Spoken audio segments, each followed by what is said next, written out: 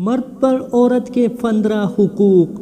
Number 1، شریعت کے ضروری احکام مثلاً وضو اور نماز روزے کے مسائل اس کو سکھائے۔ نمبر 2، فرض خدا اور سنت رسول صلی اللہ علیہ وسلم کی اسے تعلیم دے۔ نمبر 3، اسے دنیا کے بکیڑوں میں مشغول ہونے سے بچائے۔ نمبر 4، آخرت کی ہدایت کرے۔ نمبر 5، اس کے ساتھ اخلاص و محبت سے پیش آئے۔ نمبر 6، اسے لونڈی غلاموں کی طرح آواز نہ دے۔ نمبر 7، ہر شخص کے ساتھ ہنسی مذاق کرنے سے اسے سختی سے روکے۔ نمبر 8، اس کے سامنے شرعی طور پر ناپسندیدہ کسی کام میں مبتلا نہ ہونا کہ وہ بھی اس سے پرہیز کرے۔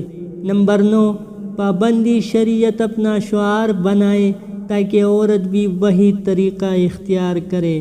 نمبر 10، اس کو ہر وقت اپنے بستر سے علیحدہ نہ رکھے کیونکہ عورت کے لیے اس سے زیادہ تکلیف دہ امر کوئی نہیں۔